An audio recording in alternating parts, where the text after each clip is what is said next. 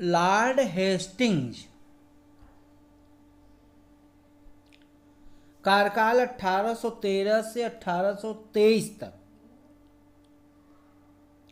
तो Lord Hastings तथा भारत में अंग्रेजी सर्वश्रेष्ठता का स्थापित होना।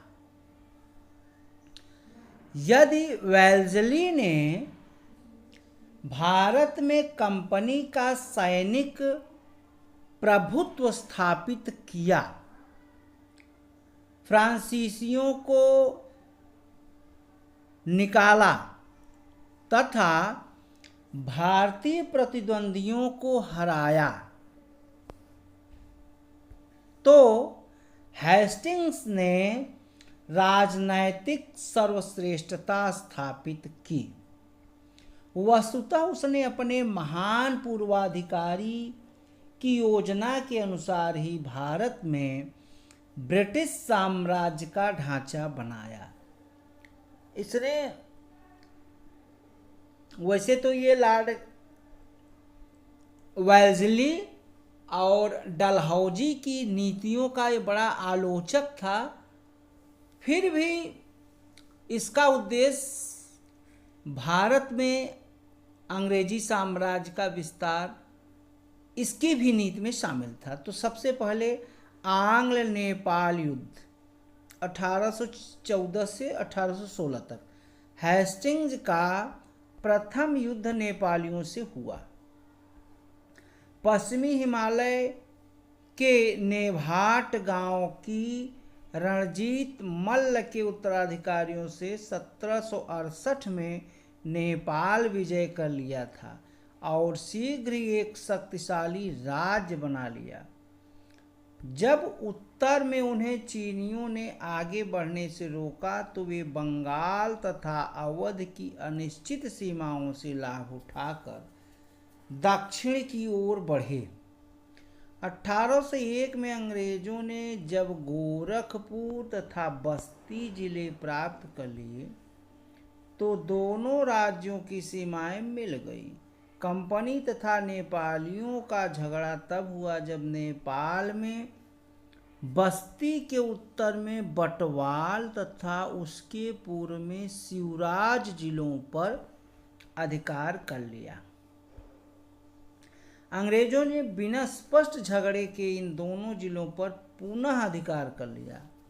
गोरखों ने इस प्रक्रिया को आक्रमण माना तथा मई 1814 में बटवाल जिले की 3 अंग्रेज पुलिस चौकियों पर आक्रमण कर दिया। हेस्टिंग्स ने तुरंत युद्ध की घोषणा कर दी। सतलुज से कोसी नदी तक उनके विरुद्ध 4 स्थानों से आक्रमण करने की योजना बनाई। वह स्वयं मुख्य सेनापति था। 34,000 सैनिक एकत्रित किए। गोरखों के पास कुल 12,000 सेना थी।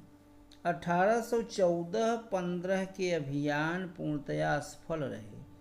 जनरल गिलसपाई का कालंग के दुर्ग पर आक्रमण विफल रहा तथा वह स्वयं वीर गति को प्राप्त हुआ।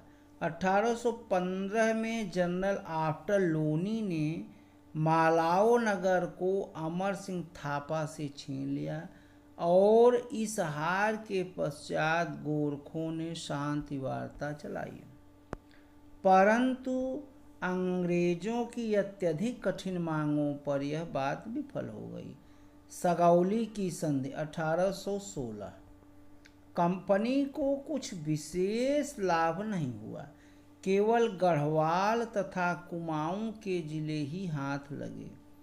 नेपालियों ने एक विस्तृत क्षेत्र पर अपना दावा छोड़ दिया। सीमाओं पर पक्के खंभे लगा दिए गए।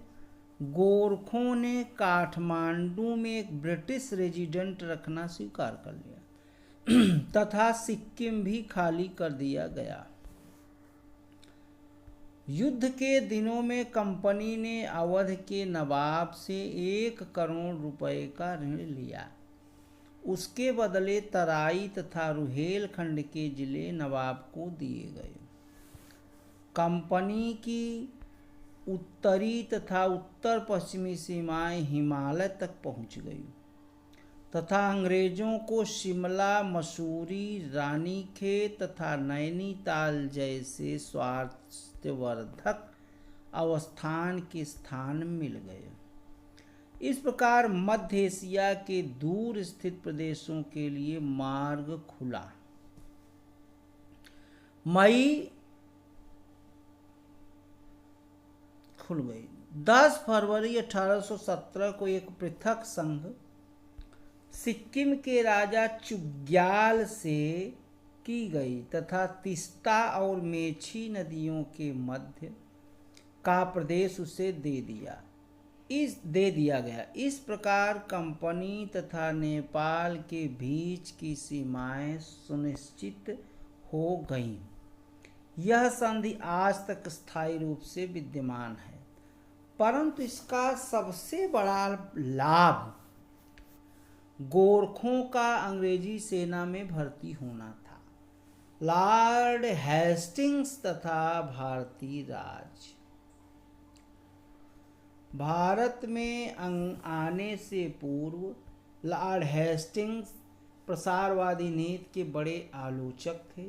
अप्रैल 1791 में हाउस ऑफ लॉर्ड्स में बोलते हुए उन्होंने टीपू सुल्तान के विरुद्ध विजय की नीति तथा राज्य विस्तार की कड़ी आलोचना की थी तथा इसी प्रकार वह वेल्जली की नीति का भी आलोचना करते रहे।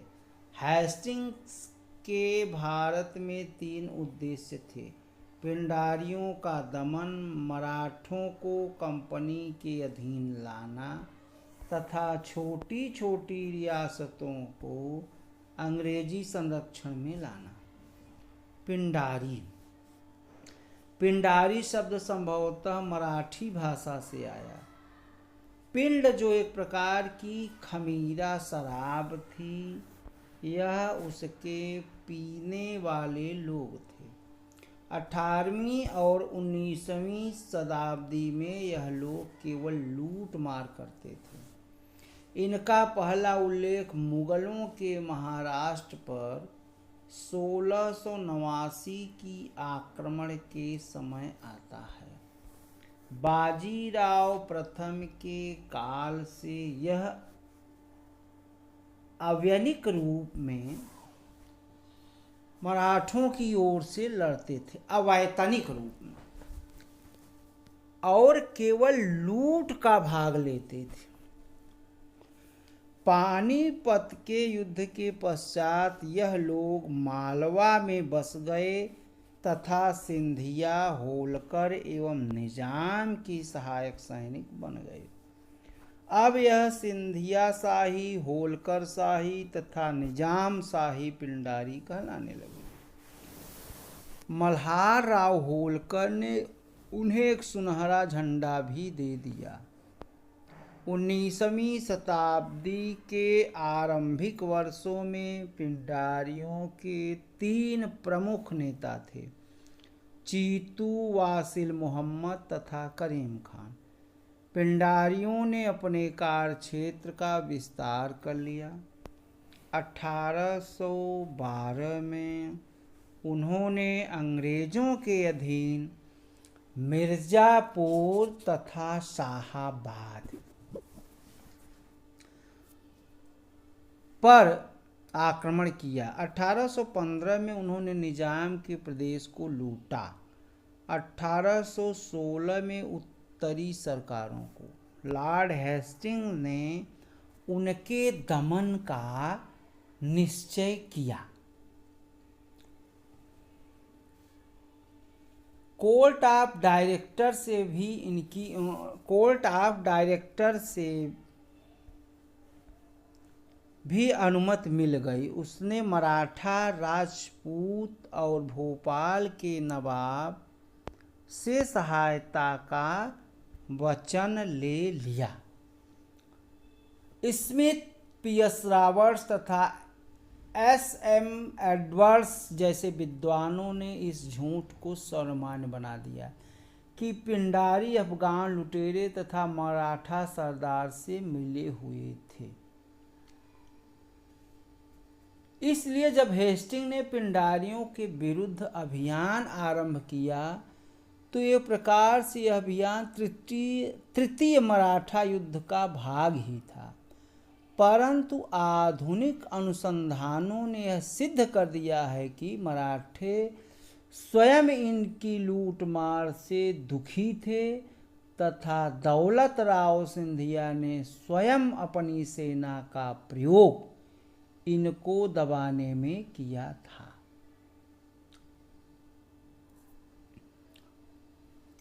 इस दोहरे उद्देश्य से हेस्टिंग्स ने 1,13,000 सेना तथा 300 तोपें एकत्रित कर ली।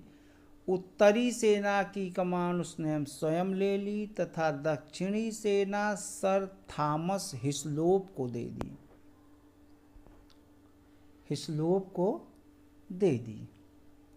1817 तक पिंडारी लोग चंबल नदी के पार तक खदेड़ दिए गए थे तथा जनवरी 1818 तक उनके संगठित दल छिन्न भिन्न कर दिए गए। करीम खान वेलकम को आत्मसमर्पण कर दिया तथा उसे गोरखपुर जिले में एक छोटी सी रियासत दे दी गई।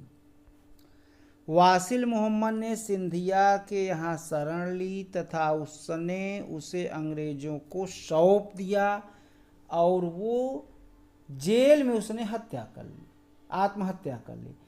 पिंडारियों के तीसरे नेता को, जो जंगल में भाग गया था, शेर ने मार दिया।